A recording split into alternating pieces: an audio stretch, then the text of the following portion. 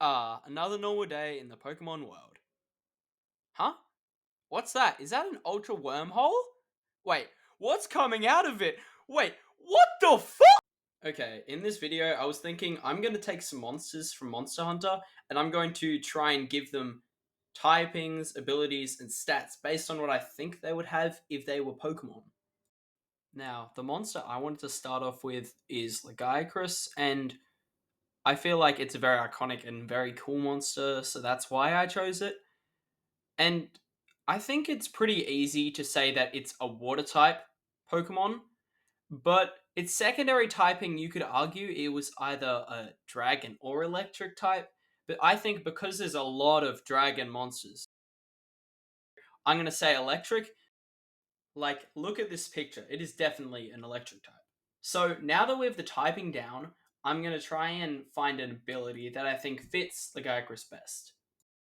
Now, two abilities came to my mind straight away, which were Intimidate and Rough Skin.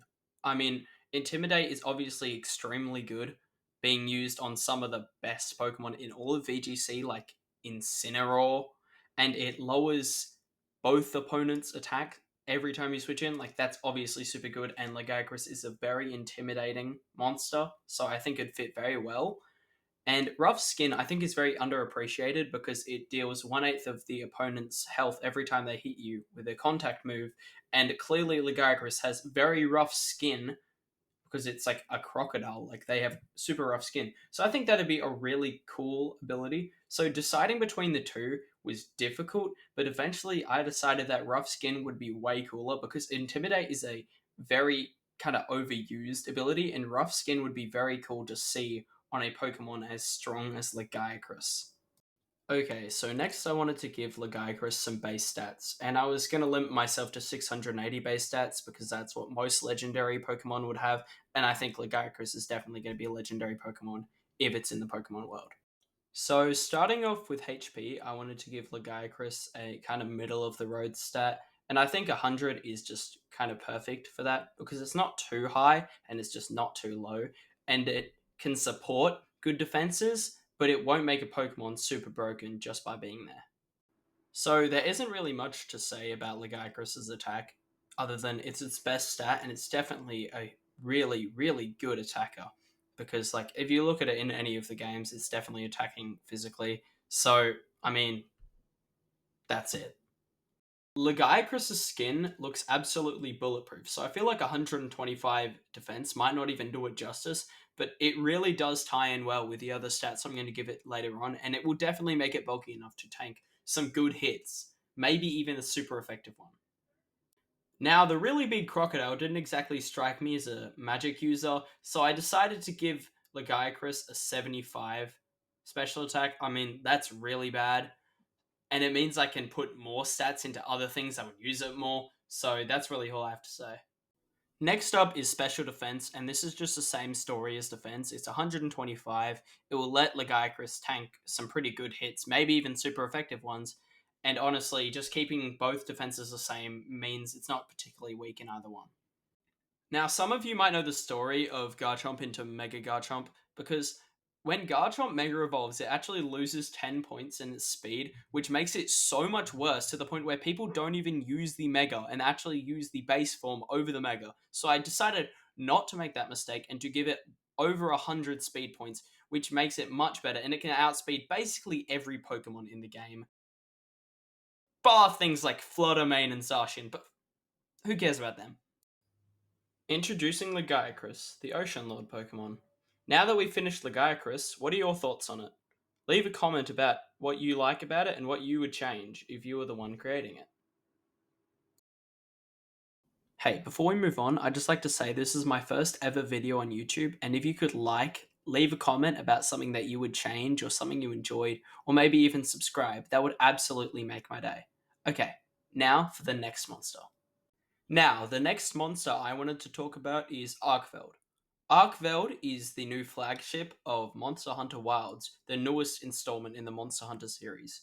I think Arcveld is a very cool and intimidating monster, and I think it would fit very well into the Pokemon world. Now that the introductions are done, I wanted to give Arcveld a type. So the first type that came to mind was Dragon and Rock.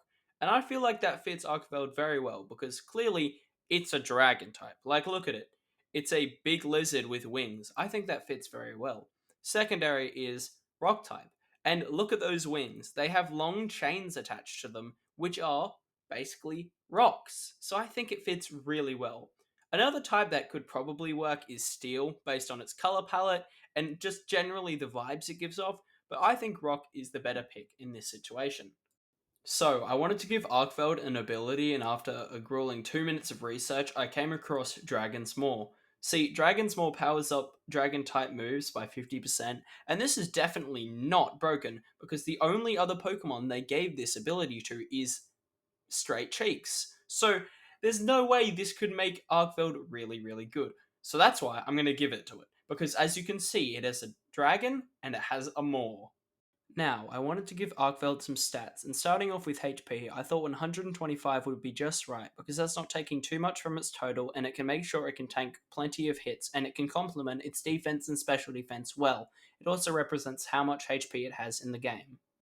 Attack is up next, and I wanted to give Arkveld a good attacking stat, but not too much because of its very broken ability, which will give 50% extra damage on its dragon type moves, so I think 145 will be absolutely perfect for that.